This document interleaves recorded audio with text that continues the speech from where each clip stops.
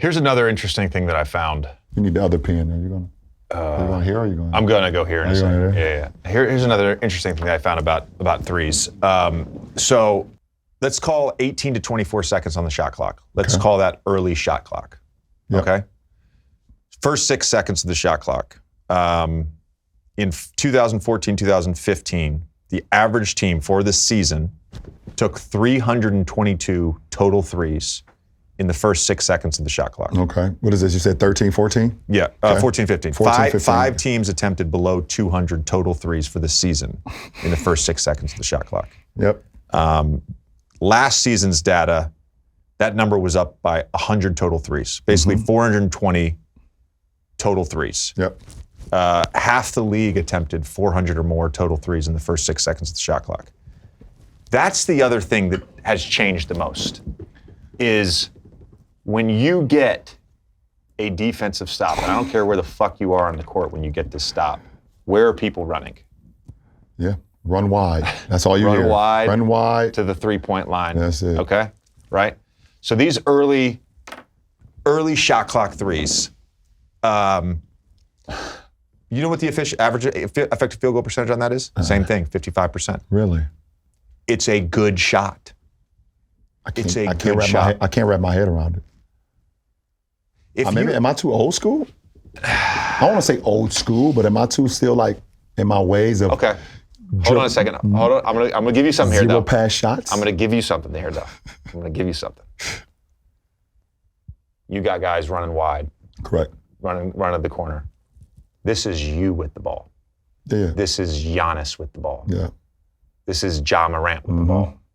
Space. What does that give you? So much space. Early attacks. There's a reason that you motherfuckers are averaging like 10 fast break points a game. Early attacks. Yeah, somebody told me I was second in fast break points the other day. Who did we just play? Oh no, it was Toronto. Yeah, one of their players said, "Man, what the hell are you doing? How are you second?" Because I think they played the night before, so they had a walkthrough on their court. And then as soon as the court opened, I get on the court, and one of the players was like, "How the hell are you second in fast break points?" It's because this is where D'Lo's running, dude. And this is where Austin's running. Well, D'Lo like to stop a little. Right? He likes to stop. Like a break. Yeah, he's a break guy. Yeah, he loves to break. But definitely, Rui, AR, TP, they definitely get into the corners. So the volume of threes. Yeah. The volume of threes. Because we're talking about not all threes are created equal. But in some ways, the types of threes that offenses are generating are created equal. They have essentially the same value. If we're looking at it through analytics, these type of threes have the same value. The last one I want to get into before we get into just some ways to generate threes for catch and shoot guys. The other one, and I don't have the data in front of me right now, but I looked it up in January, is we've seen it. James Harden ISO, Luka in ISO, Kyrie in ISO, right? The step back three, the individual Steph Curry, the individually created step back three. Going back to the same tracking era, last 10 years, roughly 33% is the average value, or average shooting percentage of a step back three 10 years ago. Now it's a little over 35%. So it's gone up 2 percentage points, and the volume has gone up.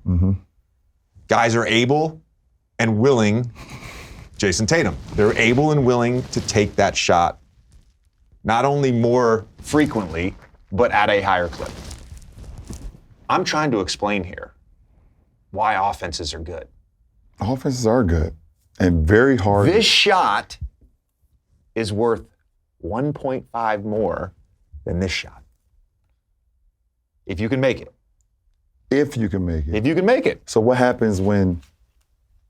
No, the value of this versus the value of this versus the value of this. So right. So what happens when...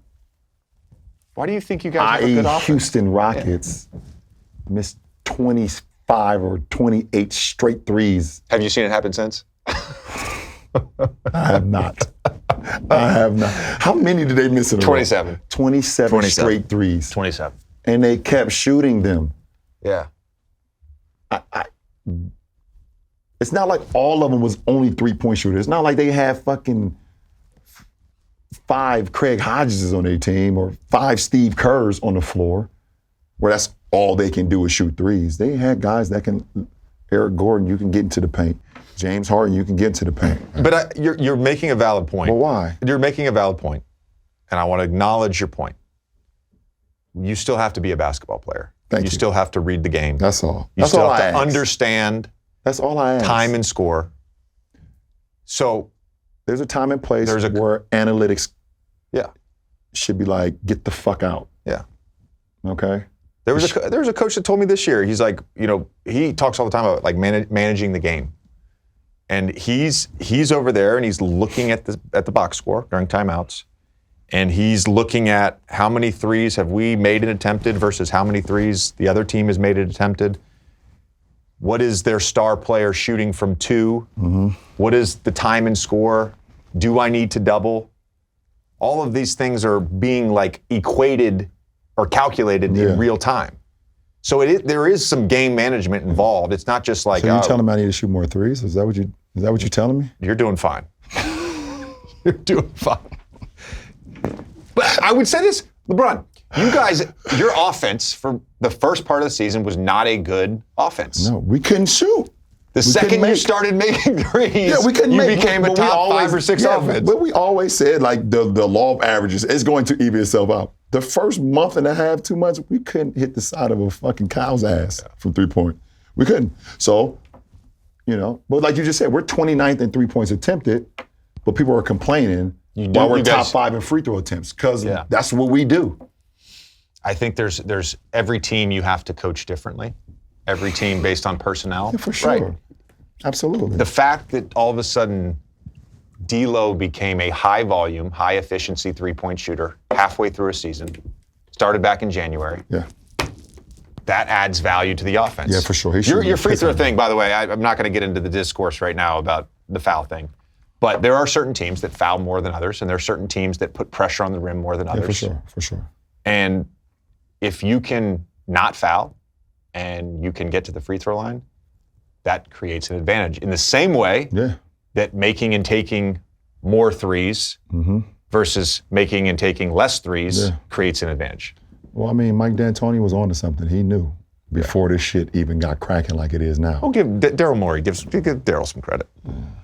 I went in. You give Daryl some credit. I went in for a shoot around one year. This was like early stuff, right? Yeah. And like this is public, so like this is not like. But I just remember going in to do a shoot around one year, and for some reason, I know what it was. Keith let me use the cold tub in their locker room, and after shoot around, and I go in and I walk by the locker room, and they had like LED boards above their locker with like their true shooting percentage, like all that shit. And I was like, oh man, just a constant reminder of whether or not you suck or whether you're good. That's amazing. Get your ass on the practice court right now and get some fucking shots up. That's funny. Hey guys, thanks for listening. Thanks for watching Mind the Game podcast. If you like it, please hit that subscribe button. Thank you.